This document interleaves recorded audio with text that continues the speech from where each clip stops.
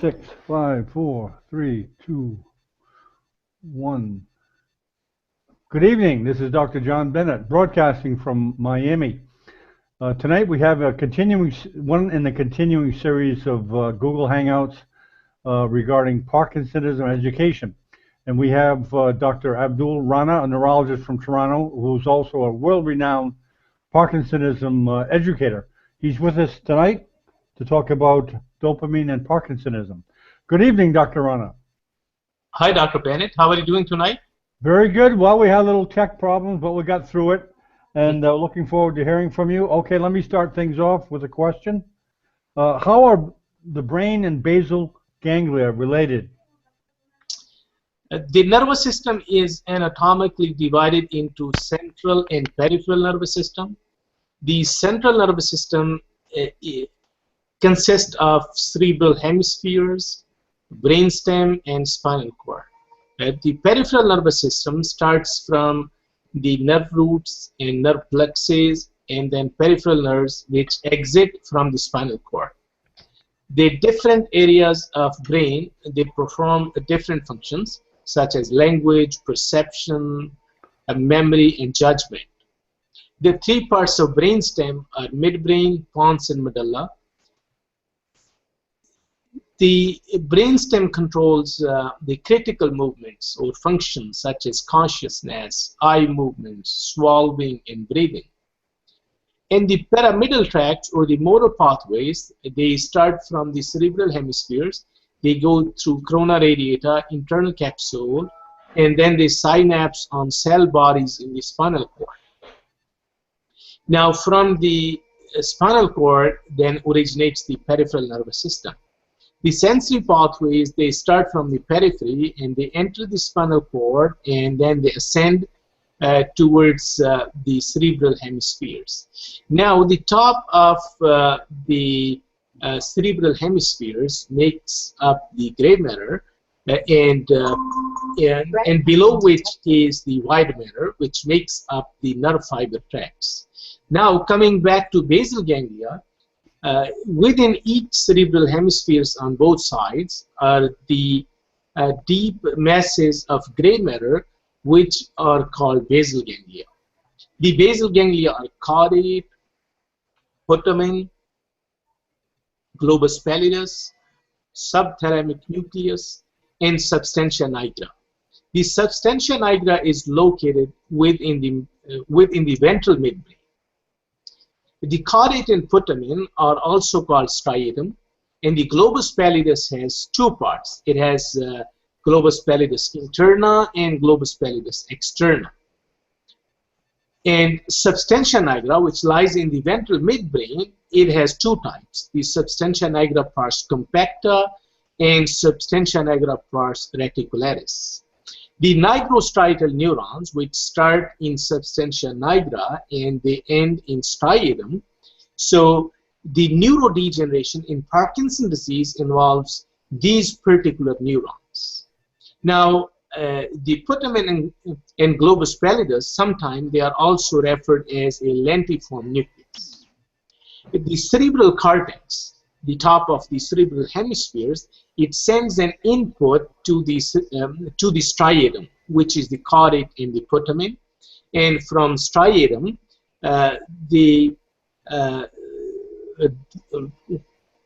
this input goes towards the globus pallidus, which is the main source of output of basal ganglia.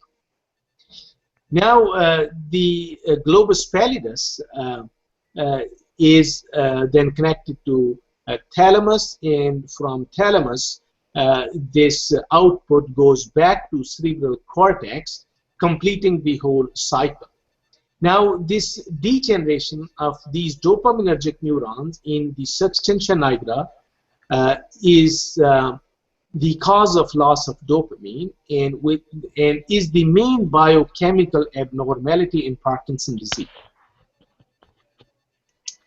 The cortex, which the striatum, which is the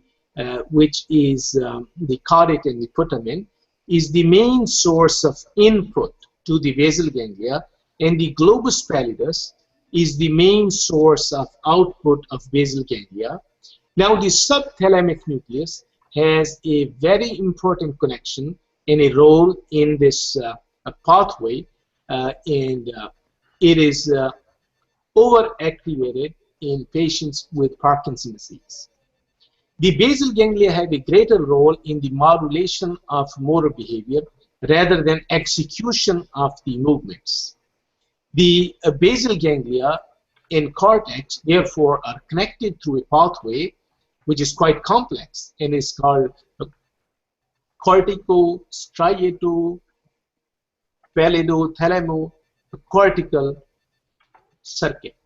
Now, the abnormality or alteration in this circuit causes Parkinson's disease. The basal ganglia are highly organized, and different parts of basal ganglia play different roles.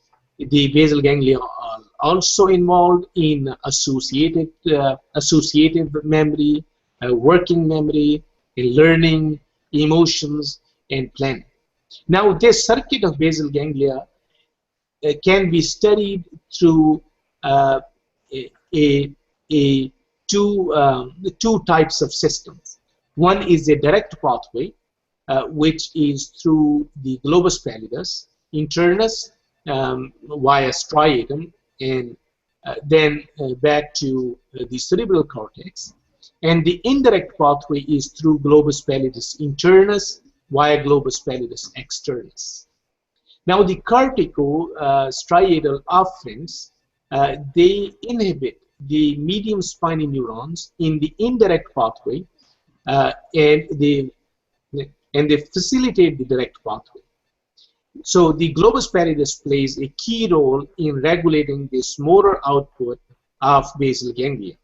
The depletion of dopamine interferes with the cortico-striatal balance, and it causes the overactivity of indirect pathway and underactivity of direct pathway. So how the alteration in subthalamic nucleus takes place is not exactly understood.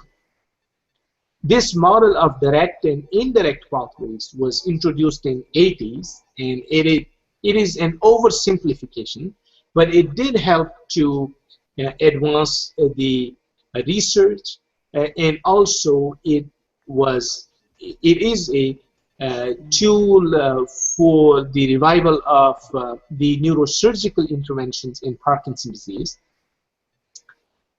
However, as I said, it is an oversimplified model. The direct pathway bypasses the subthalamic nucleus, and the dopamine facilitates the direct pathway and inhibits the indirect pathway. So in patients with Parkinson's disease, most experts believe that the direct pathway is attenuated or weak, and the indirect pathway becomes overactive or it becomes strong. So as a result, the movements become slow because the dopamine facilitates the direct pathway, which facilitates the movements. In Parkinson's disease patients, the direct pathway becomes underactive, so movements become less. And the indirect pathway, which leads to lack of movement, it becomes overactive. Therefore, the most important or the key symptom of Parkinson's disease, which is bradykinesia, it becomes apparent in these patients. Oh, very good, Dr. Rana. What is the role of the dopaminergic neurons? With respect to neurons, before we move to dopaminergic neurons, we'll like to review the basic neuronal cells in brain. So brain has two types of cells, neurons and the glia. The glia are involved in insulation and myelination, scavenger function, CSF production, whereas neurons, they are involved in sending impulses from one part of nervous system to the other part. Now, each neuron has a cell body which is surrounded by a cell wall, and the cell body contains a nucleus, which has missile substance also, and is involved in protein synthesis. So on one side of cell body, there are finger-like projections, which are called the dendrites. Now on the other side goes a tube-like structure, which is called axon. And from this axon, there are other finger-like projections, axon terminals, which make connection with the dendrites of the other neuron. Now, the dendrites of one neuron, they are separated from the other neuron by a gap, which is called synaptic gap. And the transmission of signals through this synaptic gap occurs through chemical substances, which are called neurotransmitters. Now, coming back to the different types of neurons, so brain has different types of neurotransmitters, such as acetylcholine, serotonin, norepinephrine, and dopamine. And these different neurotransmitters have different functions, and they have different groups of cells which produce these neurotransmitters in different areas of brain. The dopamine-producing neurons, they are found mainly in substantia nigra of midbrain, and they are called nigrostriated neurons because their cell bodies lie in substantia nigra, and then their axon goes, and they go towards the striatum. Therefore, they called nigrostriatal neurons. Now, when there is degeneration of the cell bodies in the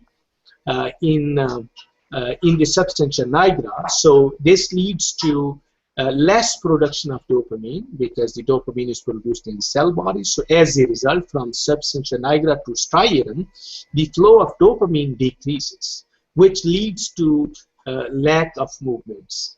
And when a patient is usually manifesting the symptoms of Parkinson's disease, about 50% of the dopaminergic neurons have already degenerated. Now, dopaminergic neurons, they exist in two states of activity. So some of the neurons are non-firing neurons, the other neurons are firing neurons.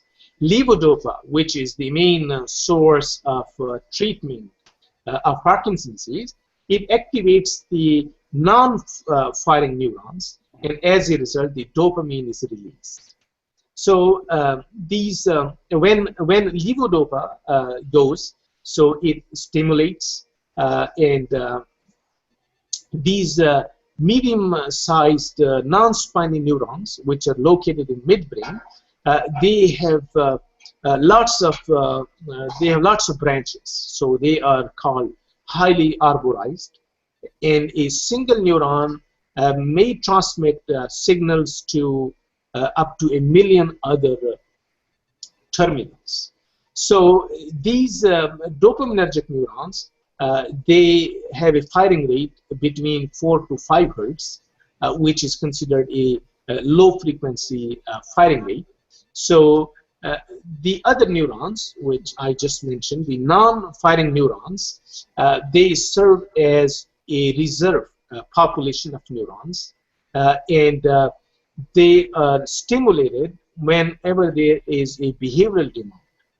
So the levodopa causes some of its effects by increasing the dopamine output through these non-firing dopaminergic neurons. This tonic activation of these neurons due to levodopa, however, it could be like a two-edged sword. On one side, it increases the dopamine output, but it may make the system more susceptible to disruption by increasing the demand. So the dopamine release or dopamine transmission occurs through two types of releases. One is a high amplitude, brief, phasic dopamine release. It is short lasting. It is a high amplitude, more release, but it is only phasic and brief. And the other release is more of a long duration, but low amplitude and a tonic release. So This phasic dopamine release, which is brief and high amplitude in large amounts, this occurs in response to a behavioral demand, whereas the tonic dopamine is released as a steady state in the population of these spontaneously active dopaminergic neurons. So when we look at the dopaminergic neurons in the ventral midbrain, they are divided into three main categories: the A8 neurons, A9, and A10. The A8 neurons are also called the retrorubral field. The A9 neurons are substantia nigra pars compacta, and the A10 neurons are ventral tegmental area neurons. Now, in the substantia nigra pars compacta, the neurons are further divided into a dorsal tier and a ventral tier. Now, the dopaminergic neurons in the ventral tegmental area and in the substantia nigra pars compacta dorsal tier, they are much less sensitive to neurodegeneration in Parkinson's disease as compared to the substantia nigra pars compacta ventral tier neurons. The other areas of brain with dopaminergic neurons beside the substantia nigra are locus coeruleus, dorsal motor nucleus of vagus nerve, substantia innominata, intermediolateral column of spinal cord. The dopaminergic degeneration in other parts of brain, which one I just mentioned, it may start even much before the degeneration of neurons in the substantia nigra, and therefore most experts believe that the non-motor symptoms, which may come in many cases before the motor symptoms, they result due to the neurodegeneration in these extra-niagral areas. So those neurons which are surviving, so they contain the Lewy body inclusions, which have a pinkish core and they have a clear halo around them. Now these Lewy bodies, they are highly sensitive for Parkinson's, but they are not specific for Parkinson's disease. These Lewy bodies, if they are diffusely present in brain, so in that condition, most patients exhibit symptoms of Lewy body disease. Doctor, how do the neurons become degenerated? How do they degenerate? The exact mechanism how the dopaminergic neurons degenerate remains unclear. However, it could be the acceleration of the normal mechanism of cell death, which is apoptosis. So another cause could be that the nerve growth factors, which are required for the growth of nerves, they may be deficient in these patients. And when neurons they work to produce energy, they use oxygen, and in this process, a lot of toxic substances which are harmful for the cells are produced. And these toxic substances, they should be cleared. So when they are not cleared properly, the accumulation of these toxic substances takes place, which causes neural cell death. The dopamine is produced by an amino acid, tyrosine. Now the source of this tyrosine is dietary phenylalanine. There's a enzyme, tyrosine hydroxylase, which changes this into L-dopa, and then L-dopa decarboxylase changes L-dopa into dopamine. This L-dopa decarboxylase is a vitamin B6 dependent enzyme. The other neurotransmitters, such as norepinephrine, so they could be deficient in patients with Parkinson's disease, although the primary deficiency of these neurotransmitters is not the characteristics of Parkinson's disease, but reports have shown a reduced norepinephrine concentration in 4 brains of patients with Parkinson's disease. Okay. There is, there is some evidence for motor and cognitive dysfunction of noradrenergic systems in these patients. The serotonin is another amino acid which may be less in patients with Parkinson's disease. This neurotransmitter, serotonin, is present in the raphe nuclei of brainstem. Although there is no evidence that the primary deficiency of serotonin specifically is the result of Parkinson's disease, but decreased serotonin levels have been found in 4 brains regions of patients with Parkinson's disease, especially in striatum, substantia nigra, and hippocampus. With respect to acetylcholine, the principal site of cholinergic neurons in basal ganglia is the cholinergic interneurons in striatum. So there are some changes in the acetylcholine as well. But some experts think that these could be in response to a defective regulation as a result of decreased dopamine level rather than primary involvement of cholinergic neurons. There have been some reports of decreased choline acetyltransferase, which is an enzyme responsible for the synthesis of acetylcholine, which may lead to then a decreased acetylcholine level in these patients.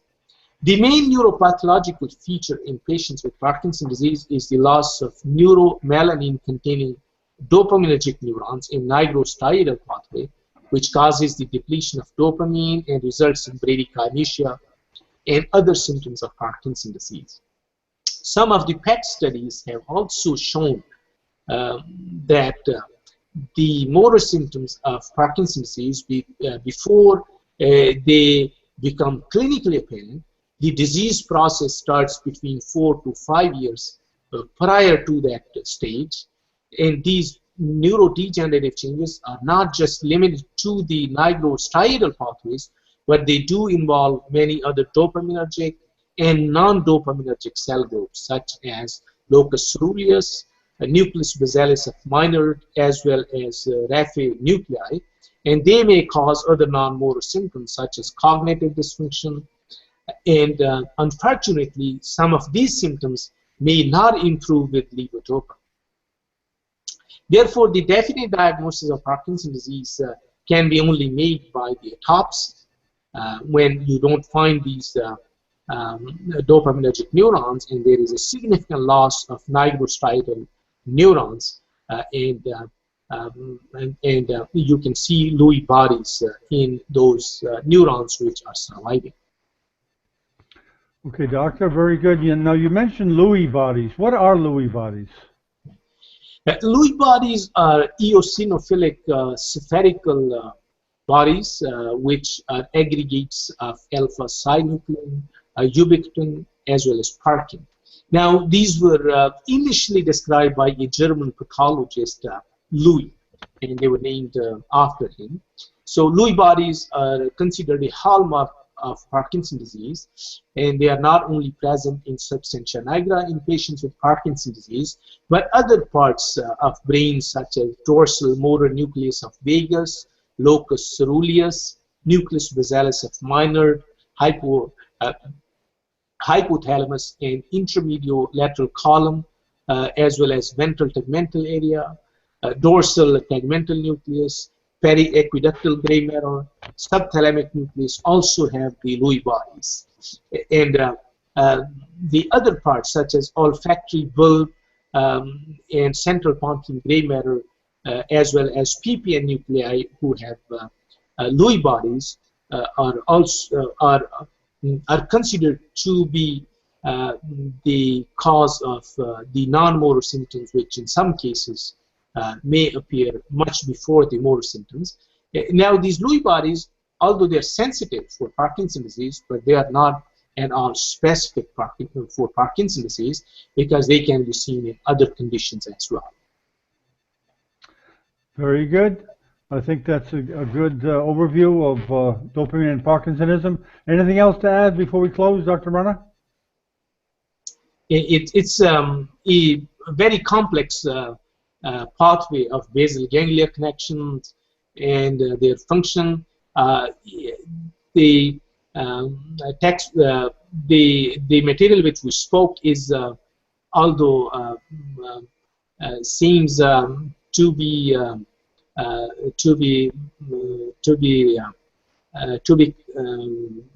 going along with the explanation of symptoms of Parkinson's, but I think it's too simple.